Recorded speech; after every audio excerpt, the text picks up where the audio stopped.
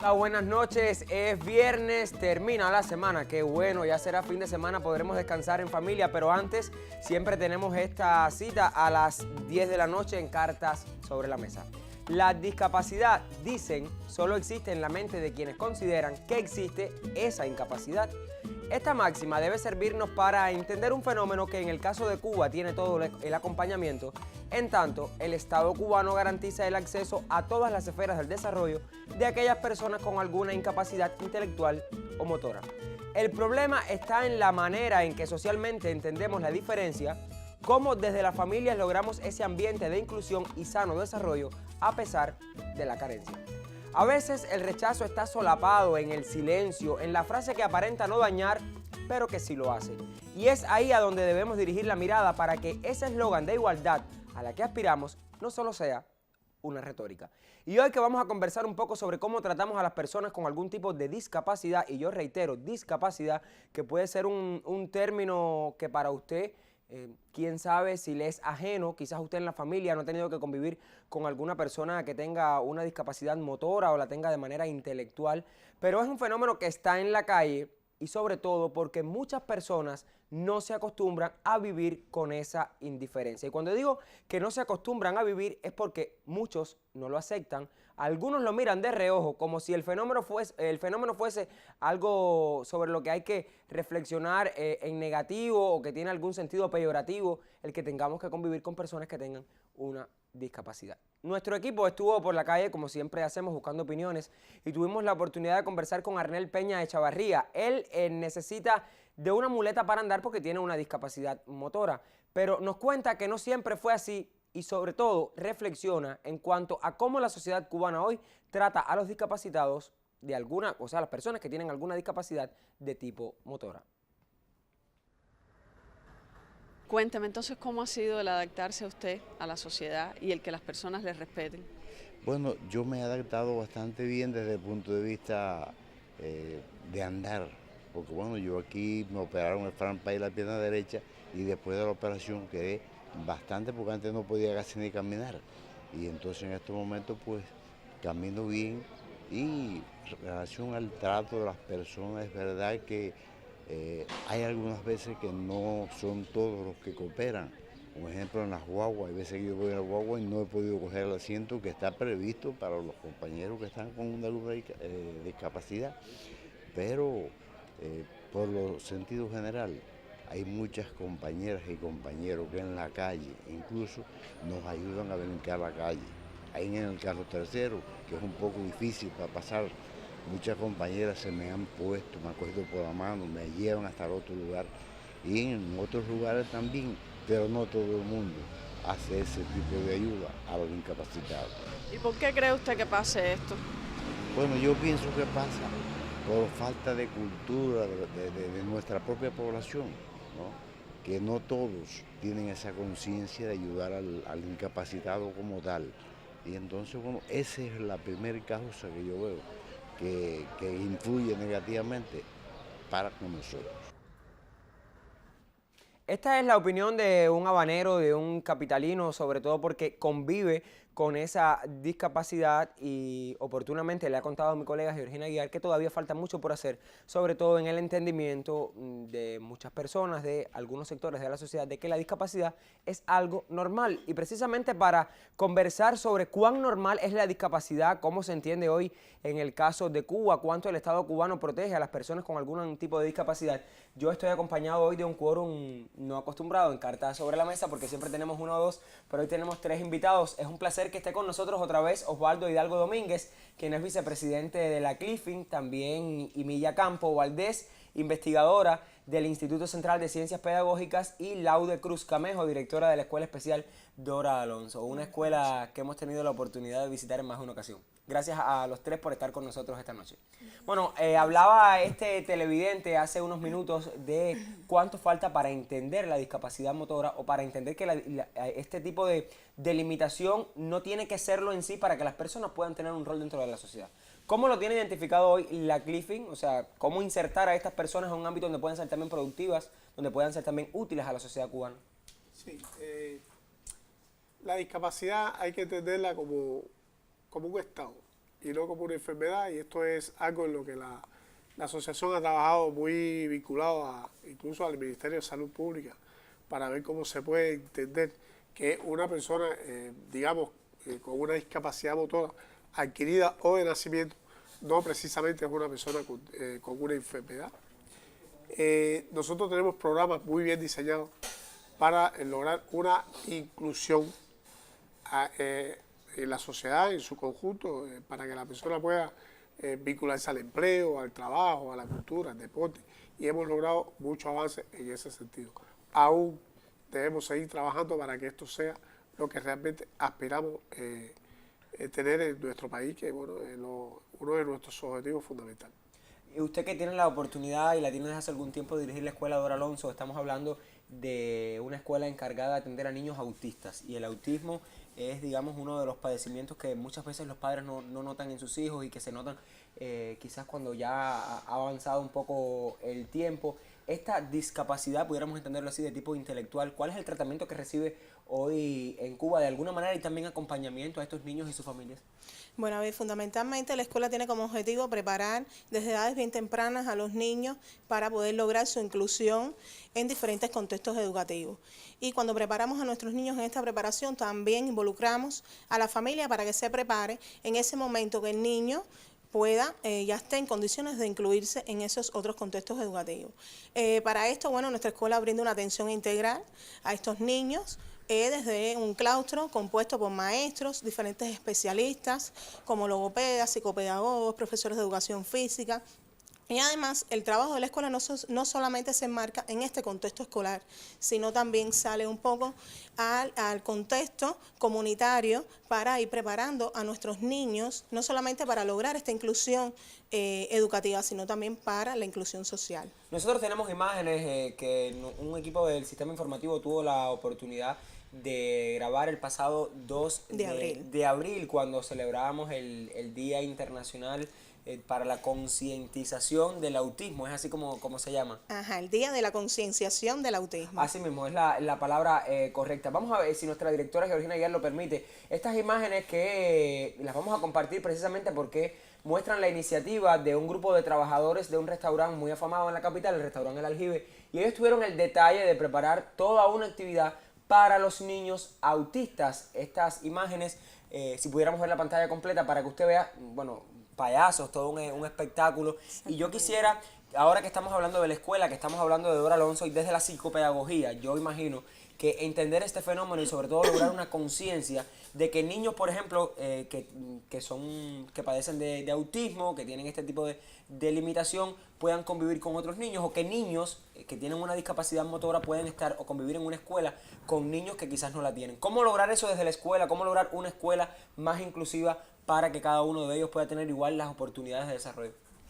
Lázaro, muy bueno el tema, además muy oportuno. ¿Qué ocurre? Desde la ciencia se están haciendo proyectos y se están haciendo investigaciones con el tema central de la preparación a los docentes para todo el proceso de inclusión educativa a los niños con necesidades educativas especiales asociadas o no a discapacidad. Con intencionalidad se está trabajando en las escuelas, se está trabajando con los docentes, se está trabajando con la familia. Es importante que en este proceso de inclusión no solo tiene que ver con el docente, sino tiene que ver con la familia, tiene que ver con la comunidad, tiene que ver con la familia de los que tienen hijos con determinada condición, pero también tiene que ver con la aceptación de otras familias y sobre todo también con los niños que conviven con determinados niños con cualquier condición. Es importante también ver que desde los términos a veces uno etiqueta a las personas, a veces se dice, no, él es autista, no es que él sea autista, él tiene autismo. Es como cuando dice, uno no dice la persona es sidosa, no, la persona tiene sida, la persona tiene cáncer, la persona tiene alguna limitación física, tiene autismo. Lo primero, desde la pedagogía se defiende a la persona, o sea, a lo humano. ¿Qué es la esencia? ¿Qué es la esencia? Yo les propongo que hagamos un alto en la conversación porque más adelante estaremos conversando sobre cuáles son quizás esas manifestaciones solapadas que pueden haber de discriminación o de rechazo a las personas con algún tipo de limitación motora o intelectual. Y les propongo que nos vayamos hasta Camagüey. Nos cuentan nuestros reporteros desde ese territorio que Cuba es un país fundamentado en la igualdad de derechos y oportunidades. Sobre eso hemos conversado muchísimo. Las discapacidades físico-motoras no son sinónimos de exclusión social y laboral, por lo que se intenciona a nivel institucional la inserción de personas con limitaciones a todos los ámbitos de la sociedad cubana. ¿Pero es esto suficiente? Veamos qué nos cuenta la colega Yanela Gómez Pérez desde la provincia de Camagüey. Ser tratados como iguales es un derecho del que no se puede privar a ninguna persona. En Cuba existe la voluntad institucional para la inserción de discapacitados físico-motores a la vida económica y social del país. De esta manera, cada uno puede sentirse útil y sostenerse sin depender de la familia en su totalidad. La educación, el deporte, la cultura y la recreación son prácticas que también se intencionan en aras de contribuir a la superación de las limitaciones físicas y que son el reflejo de una sociedad inclusiva que no reduce al sujeto a sus discapacidades. Donde quiera que nos encontramos, vemos incluso muestras por parte del pueblo, de las personas, de atención, de consideración, de ayuda, de cooperación. Usted se monta, por ejemplo, en una guagua y por muy llena que vaya, inmediatamente le buscan un asiento a un discapacitado, alguien se para. Si no es de los que tienen ubicado, pues cualquier otra persona se pone de pie, le brinda el asiento. Cuando vas caminando por la acera, por la calle, te ayudan a bajar los contenedores. Sin embargo, siguen presentes las muestras de prejuicio e indiferencia, hechos que demuestran que aún la cultura del respeto es un tema que muchas personas han dejado pendientes. La sociedad cubana a nivel institucional ha hecho un gran esfuerzo y ha logrado mucho en cuanto a la igualdad de las personas discapacitadas, pero sí me parece que dentro de la sociedad queda quizás algún cierto tipo de prejuicio que pueda afectar, no para discriminarlos directamente, pero sí para pensar que cuando están haciendo lo que somos capaces de hacer tú y yo, ya son superiores y hay que elevarlos mucho, o para pensar que son incapaces de llegar a ciertas labores, a desarrollar ciertas cosas dentro de la sociedad. Sí creo que nos falta todavía entender que son personas igual que nosotros. A través de la comprensión se pueden librar muchas batallas. Se trata de ayudar y darle oportunidades a las personas con incapacidades físico-motoras, claro está, dejándoles espacio para que desarrollen sus habilidades individuales, que no se les limite su deseo de hacer.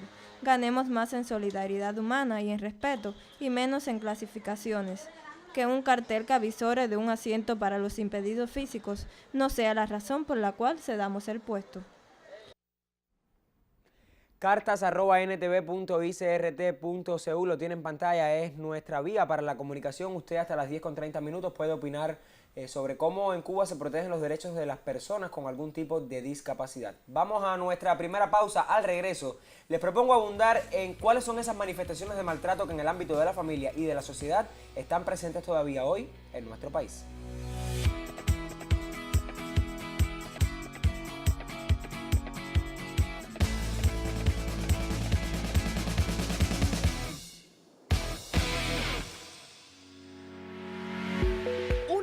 Propuesta multimedial.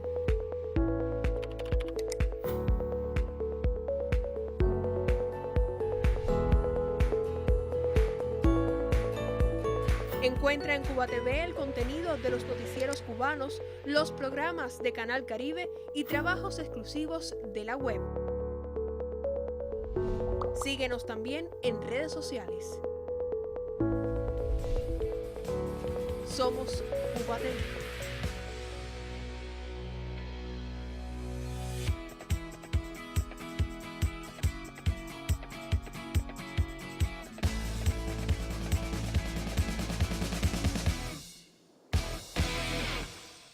Siempre les recordamos que si usted tiene la posibilidad de conectarse a la red de redes, puede encontrar nuestras transmisiones también. Si nos busca en Facebook, por ejemplo, a través de Cuba TV SITVC, todos los espacios de Canal Caribe, la mayoría de ellos, incluidos Cartas sobre la Mesa, tienen la posibilidad de revisitarlos si no le dio el tiempo. Si estaba sintonizando otro programa por otro canal, bueno, les recomiendo que nos busque también en redes sociales.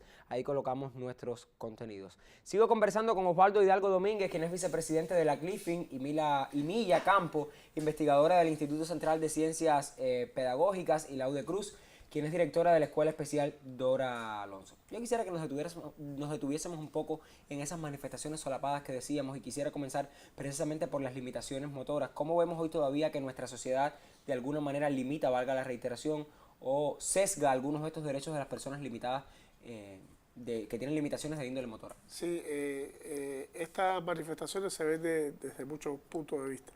Por ejemplo, si una persona con discapacidad que vive con su familia, incluso pudiera ser hasta el cabeza de familia, no puede acceder, digamos, a ir a hacer sus compras, porque algo lo limita, ahí hay una discriminación, él se siente con sus derechos violados. Habría que ver cómo la comunidad, cómo el sistema provee que esta persona pueda acceder a sus servicios sin tener que utilizar una tercera persona. Esto es un derecho que tiene. Y si me priva de mi derecho, pues está violando. Me siento discriminado. Y eso es un asunto en lo que la asociación está trabajando muy directamente, porque de alguna manera la humanidad en sí tiene que entender que estas personas tienen todos los derechos como personas, al fin, que son. En el caso de las discapacidades intelectuales, ¿cuáles son quizás estas manifestaciones hoy? En el caso del autismo, ¿cuáles son las que más pudiéramos estar viendo? A ver, yo pienso que un reto y una meta también que tiene nuestra escuela y las escuelas es un poco también lograr esta educación en la sociedad y sensibilizar a la sociedad en cuestión a nuestros niños. Pero bueno, algunos de los casos que no solamente estas incomprensiones a veces de la sociedad, de las personas, no solamente dañan a nuestros niños, sino también a las familias. Por ejemplo, nuestros niños tienen algunas alteraciones en la conducta y a veces se manifiestan en la calle, en una cola, o cuando no le dan un asiento y quiere sentarse y no comprende por qué no puede sentarse en una guagua y nadie le da el asiento. Y esto trae situaciones complejas en el comportamiento de nuestros niños.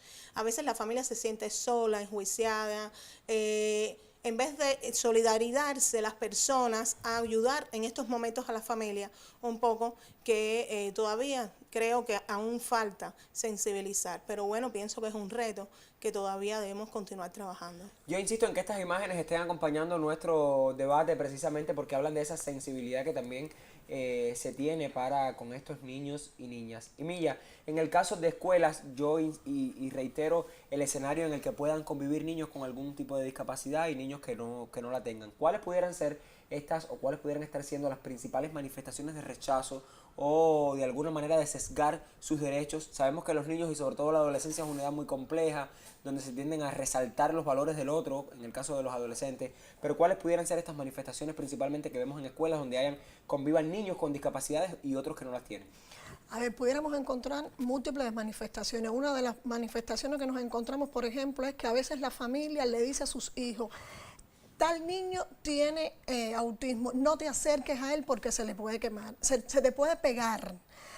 Tal familia tiene un hijo así, ni hables con la familia. Y entonces eso yo pienso que es una de las cosas más frecuentes que ocurre, pero además también la actitud del docente, eso también depende de la actitud que asume el docente. El docente tiene la responsabilidad de acompañar a esa familia que tiene hijos con esa condición, pero además de preparar a los niños, de preparar a esa familia, de que esa familia, ese niño, tienen todo el derecho de disfrutar de los beneficios sociales.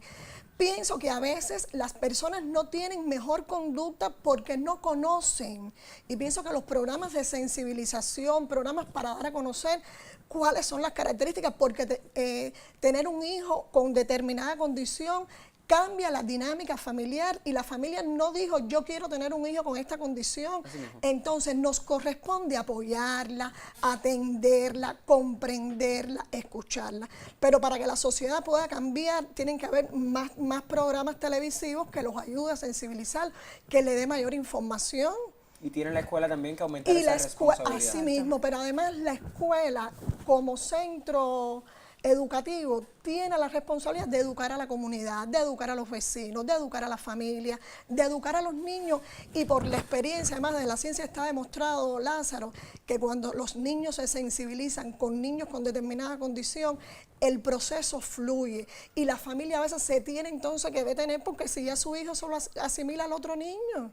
Entonces a veces la familia, pero cuando lo sensibiliza, cuando la prepara, cuando le explicas en qué consiste y qué se puede hacer, que es un ser humano con todos los derechos, da muy buenos resultados. Hay experiencias que son de significar, como por ejemplo el caso de la Escuela Solidaridad con Panamá, de destacar el trabajo que ha hecho la profe Tete, como cariñosamente todo el mundo le conoce. Es impresionante las habilidades que logran crear o que logran desarrollar estos niños, estas niñas, muchos sí. Lázaro, y yo pienso que a partir de la experiencia que tenemos, hay personas con autismo que son trabajadores, y te garantizo que son los mejores trabajadores. ¿Por qué? Porque el autismo, una de las características es precisamente que son rutinarios, que todos los días hacen lo mismo, y al llegar al trabajo no hay que decirle lo que tiene que hacer, y entonces todos los días hace lo mismo. La obsesión entonces hace que el trabajo se haga con calidad. Y esas son cosas maravillosas que uno lo aprende con ellos. Y uno los aprende a querer, los valora más, tanto a ellos como a la familia. Porque las familias, Lázaro, son maravillosas. Son emprendedoras. A veces la familia juzgada dice que son sobreprotectoras. No es que la familia que tenga un hijo con discapacidad sea sobreprotectora.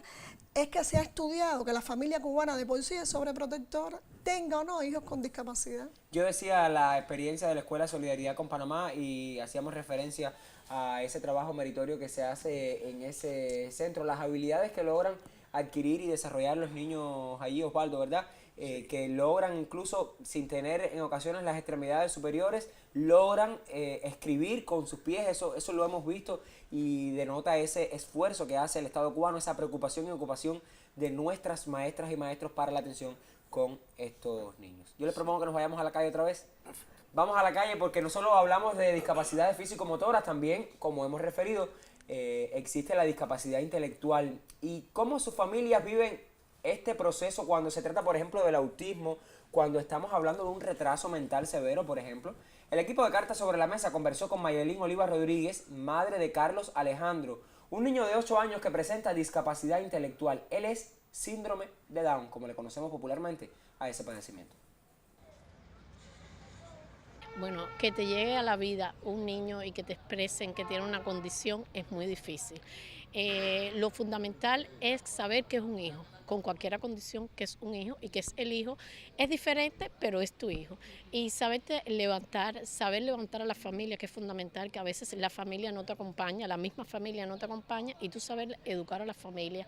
Y lo fundamental es eso, si la madre y el padre no se levantan, la persona con discapacidad no se levanta. Y fundamental a las otras partes de la familia, los abuelos, los tíos, que lo vean como una cosa normal. Y después vamos a educar a la sociedad. Para nosotros eso es muy fundamental. Y no le damos sobreprotección. Lo fundamental es no darle sobreprotección, y siempre los rehabilitadores y los médicos siempre te lo dicen. Es como una persona normal, lo que es diferente. En realidad siempre las personas te miran. En la calle siempre te van a mirar, pero eso depende de ti como familia. Si tú estás bien aceptada, tú como hacemos nosotros, mira, este es tu niño, mira mi niño, mira Carlito, mira el niño, salúdalo, es la experiencia que tengo yo hoy con mis amigas, que nosotros trabajamos normal, sí, mira, permiso, y siempre dando la educación y que ellos aprenden, que ellos sí saben y que ellos aprenden. Esta es la buena experiencia, pero ¿qué sucede cuando es la familia quien rechaza a este niño o a esta niña que tiene una discapacidad? ¿Cómo proceder en esos escenarios? La respuesta luego de nuestra segunda pausa, que nuestros especialistas volverán para contarnos qué hace entonces el sistema de educación, qué se hace desde las organizaciones que existen en el país para proteger a las personas con discapacidad.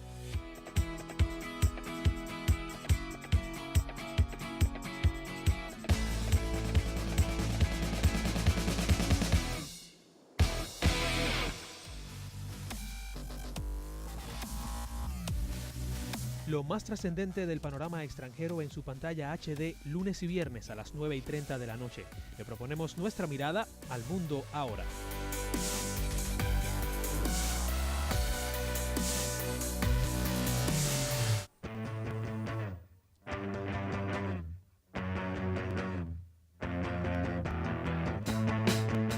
De lunes a viernes, justo a las 9 de la noche, proponemos toda la información deportiva en el 9º inning del Canal Caribe.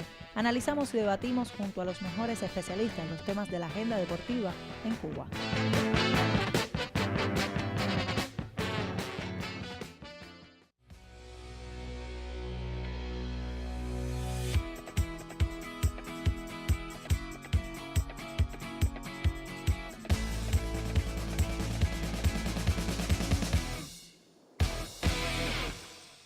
Cartas@ntv.icrt.cu sigue siendo, cuando faltan pocos minutos para las 10:30, la posibilidad que usted tiene abierta a través de la internet para que se comunique con el espacio y emita su opinión. Yo quiero regresar las imágenes bellísimas que el colectivo del Aljibe dedicó a los niños con autismo, si nuestra directora lo permite, precisamente porque habla de esa sensibilidad sobre la que vamos a conversar ahora, porque no siempre las familias apoyan o dan el frente, como decimos en buen cubano, cuando se trata de un niño o una niña con algún tipo de discapacidad. Y hemos centrado el debate en los niños y las niñas precisamente porque hoy, 1 de junio, es el Día Internacional de la Infancia. Y estas imágenes bellísimas que nuestros reporteros del sistema informativo pues, nos han hecho llegar, hablan de esa sensibilidad, de cómo sí hay muchas personas que están mirando este asunto con otra responsabilidad, con una mirada comprometida también con el ayudar y con el compromiso a que ese otro o esa otra persona que quizás esté en una situación de desventaja socialmente, pues pueda tener también acceso a cuestiones como esta, como puede ser la diversión o como puede ser la recreación a través de algo tan sencillo como un payaso. Osvaldo y Milla, Laude, cuando se trata de la familia, ¿quién rechaza? Yo quiero comenzar con el caballero, vamos a violentar un poco las normas de la caballerosidad. Cuando es la familia quien rechaza, ¿cómo proceder? Sí, de hecho es lo más difícil que le pueda pasar a una persona con discapacidad, que estamos en el tema que nos ocupa, es que la familia lo rechace. Y en el caso de los niños creo que es algo muy delicado. Pero para eso está el Centro de Diagnóstico y Orientación a la Familia. Nosotros como organización también velamos por estos asuntos. Nos ocupamos de que no haya violaciones en el caso de los derechos de los niños con discapacidad, y la escuela también juega un papel muy importante en el tema de este tipo de problemas cuando hay una familia o cuando hay una persona que es rechazada por la familia. Es un asunto bien difícil de tratar. En el caso de nosotros se nos va un poco de la mano, porque bueno, y aquí están autoridades en función, que están los trabajadores sociales, los propios trabajadores sociales, que se ocupan también de que estas violaciones no sucedan, pero al final sí suceden. No es la gran mayoría, pero sí sucede. Y hay que entrar muy de frente al tema para que esto se resuelva. ¿Cómo hacerlo desde la escuela, Emilia? ¿Cómo lograr ese escenario? Digamos que la escuela acompañe cuando el niño no es aceptado por su familia. A ver, Lázaro, tener un hijo con determinada condición es muy difícil. Nadie está preparado para recibir en su seno familiar a un niño con determinada condición. Y hay familias que a veces uno plantea, bueno, rechaza al hijo. A mí eso a veces me pone un poco tensa. Sobresaltada. Sí, porque ¿qué familia? A ver, los hijos, el amor es natural, los hijos son lo más grande que tiene la familia. A veces la familia no tiene una mejor actitud hacia los hijos precisamente porque no lo conoce, pero además vamos a ver cuál ha sido la historia de vida que ha tenido esa familia. De todas formas, todas las instituciones educativas tienen la responsabilidad de educar a la familia. Yo pienso que una de las potencialidades que tiene el sistema educativo cubano precisamente es que está resolucionado desde la Constitución de la República de Cuba, el Código de la Niñez y la Juventud, el Código Penal, la relación que tiene que haber entre la escuela y la familia. A la familia hay que acompañarla, a la familia hay que educarla, a la familia hay que darle niveles de ayuda y hay que darle recursos para que ella sepa que ese es un niño que tiene todos los derechos, pero además que tiene la responsabilidad también de educarla. Pero yo pienso, Lázaro, que ir sobre todo a la sensibilidad. ¿Cómo lograr desde la Escuela Dora Alonso también un centro especializado, capacitado, con un claustro de profesores sensibilizados? Así lo hemos comprobado, nosotros hemos tenido la posibilidad de visitar este centro y con la opinión de Laude yo voy a concluir. ¿Cómo sensibilizar también? El autismo es una, digamos que es una discapacidad o una incapacidad como le veamos, que muchas veces, y lo hemos dicho, ocurre sin que los padres se den cuenta. A veces se tarda mucho el que se conozca que hay un niño con autismo en la familia. ¿Cómo lograrlo también desde la escuela? ¿Cómo lo hace Dora Alonso para lograr que ese escenario sea diferente en el caso de que un niño sea rechazado?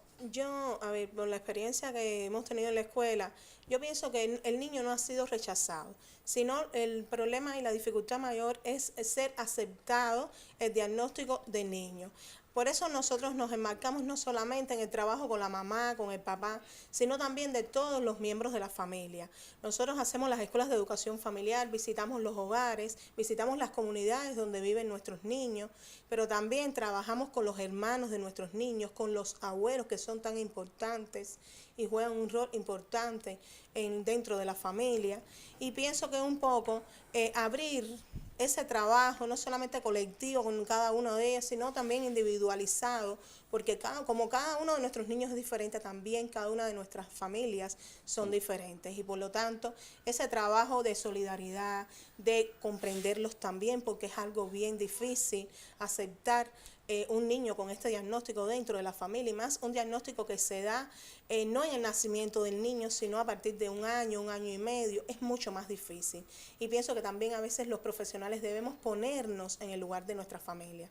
Y entonces, bueno, ese trabajo de ayudarlos, de comprenderlos, de acompañarlos siempre por ese camino, pienso que ese es el resultado que, bueno, hoy tenemos con cada una de nuestras familias en la escuela, y que se sientan involucradas y en las responsables también de la educación de sus niños. Muchísimas gracias a los tres por haber estado con nosotros esta noche. Se nos ha agotado el tiempo para hablar sobre un asunto. Bueno, usted ve las imágenes no nos dejan otras miradas que la de la sensibilidad. La sensibilidad que ha sido, digamos, el centro que hemos querido desarrollar esta noche en Carta sobre la Mesa, precisamente para mirar hacia nuestros niños en el día, niños y niñas, por este fenómeno del género, hay que reconocerlo así, niños y niñas, en el Día Internacional de la Infancia. Gracias a los tres por ese trabajo tan bonito y tan sensibilizado con cada una de nuestras familias que de alguna manera tienen o se ven inmersas en la educación de un infante con una discapacidad. Al cierre del programa yo les propongo que nos vayamos otra vez a la calle, busquemos opiniones con algunas personas discapacitadas y con sus familiares, con familiares también de personas discapacitadas acerca de cuánto falta por hacer en lo que se refiere al respeto hacia estas personas. Bueno, en cuanto a los valores es muy importante, porque bueno, eso tiene que partir siempre desde la misma casa, inculcarle a las personas, a los niños cuando van creciendo, bueno, la ayuda al discapacitado, y también en las mismas escuelas, también participar, que los propios clases que se le den a los alumnos se incluya dentro de eso una vez a la semana, pienso, ¿no? En los centros de trabajo se necesita mucho que se den cuenta que las familias y las personas hay que incorporarlas a la sociedad, que hay familias con personas con discapacidad intelectual que hay que ayudarlas, que hay que ser flexibles. Si es una madre que es capaz de dar en su trabajo, hacer flexibilidades con ellos, con sus horarios, porque si dan resultados, no perder a ese tipo de trabajadoras. Y con una persona que sea la persona la que tiene otro tipo de discapacidad y no la intelectual, apoyarlo. Bueno, yo pienso que cuando uno siente respeto por uno mismo, hace que la gente los pueda respetar. Yo antes respetaba a las personas con discapacidad y no tenía discapacidad, pero ahora digo que uno mismo tiene que hacerse grande, tiene que crecer para que las personas, los demás, puedan darse cuenta de que uno está y de que uno no es, no sé, un parásito de la sociedad, que uno no está pidiendo limosna, no. Yo digo que el que merece no pide. Y si tú eres capaz de demostrarle al mundo que tú vales aún cuando tengas algún tipo de discapacidad, eso es importante. Las personas piensan que con las discreciones podemos resolver. No estamos para pedir, estamos para exigir el lugar que nos toca. Que la gente nos respete por lo que hacemos, no por lo que somos. El respeto por nuestros valores y por lo que seamos capaces de hacer. Esa máxima que ha querido ser el cierre de nuestro espacio de hoy, pues debería guiar la actitud de cada uno de nosotros para con las personas que presentan algún tipo de discapacidad. Por hoy es todo, pero yo me voy a despedir recomendándole que esté con nosotros el próximo lunes, porque durante toda la semana hablaremos de un tema que se las trae, como se dice en buen cubano. ¿Cuánto cuestan los oficios en Cuba? ¿Cuánto cuesta pagar un albañil o un carpintero? ¿Usted ha tenido que hacer alguna reja para su casa? ¿Cuánto le ha cobrado el herrero? ¿Por qué son tan costosos el acceso a estos servicios? Si usted tiene que opinar al respecto, escríbanos a través del correo cartas@ntv.icrt.cu. Se lo reitero, lo tiene en pantalla, cartas@ntv.icrt.cu. Sea puntual el próximo lunes a las 10 de la noche. Le estaremos esperando aquí en Canal Caribe, señal HD1. Ahora Lady Mari Esquivel le pone al tanto de lo que es noticia en Cuba y el resto del mundo en Caribe Noticias. Soy Lázaro Manuel Alonso. Gracias por la sintonía. Sea puntual. Le espero el lunes. Le preocupa la economía, a María y Riquito la nueva simiente. Pavel ya no sabe lo que es plusvalía, Rogelio ni se entera ya por oriente. Alpidio dice que no puede escribir y el Jaco le reprocha que no es pa' tanto. Pase lo que pase, aquí quiere vivir y el Fernando nos apoya con todos los santos, tú ves. Y yo en el